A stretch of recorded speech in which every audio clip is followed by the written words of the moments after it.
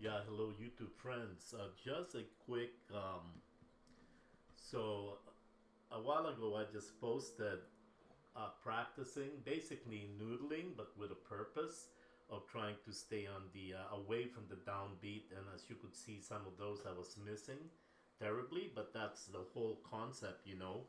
Um, when I'm not sure what I want to practice at any time in the day, I do those things, but I make sure it's still constructive. It's still something that helps me, and I'm just not noodling, staring into space. um, Concept wise, the song, the melody doesn't make a lot of sense. The whole idea of that last exercise I did was just to stay on beat. This one's a little bit different. This is a 251. In this position here that I've been practicing, it's a 251 in B flat major 7. So it's it's gonna be C. You got C there.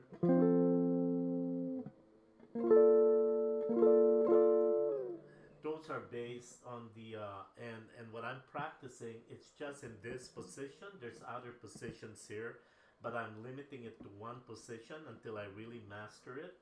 And the for this one, the arpeggio would be,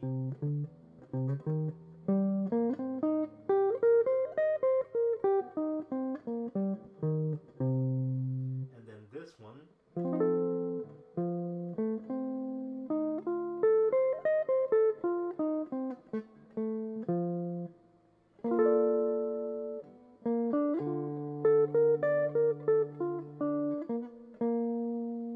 And what I do when I practice this is I ascend, descend, this one, and ascend again, this one. So I get used to the sound of it. Um, we all know the formula, but what I'm doing right now is trying to stay away really from the numbers and just trying to identify the sound of it, if you will, so that if I hit those target notes, it's by sound and it's not mechanical. Where's the third? Where's the fifth? I want to try to get away from that and just base it on sound, I think. There's a little bit of me that can play by ear, so why not use that and be familiar with these arpeggios and just know where they land. So I'm still struggling with it, but I'll give you a taste of how I'm practicing today. This 251 in B flat major 7. So let me just get the backing track here. And what I do is when I practice this, I concentrate on two strings at a time for a few measures, and then I go to the next two strings. So one would be this string, the first and the second, then the second and the and the third, and then third and fourth, fourth and fifth, fifth and sixth.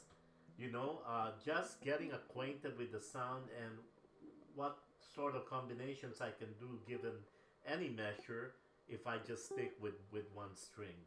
So I hope you like what I'm doing for my practice. Again, this is 251 in B flat major 7. Let me get the backing track here.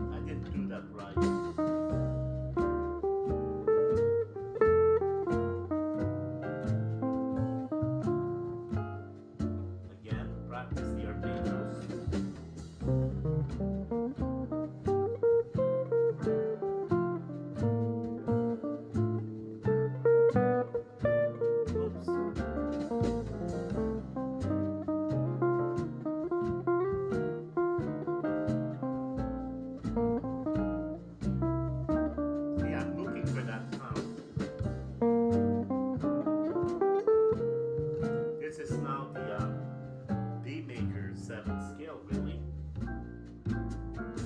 It fits with everything.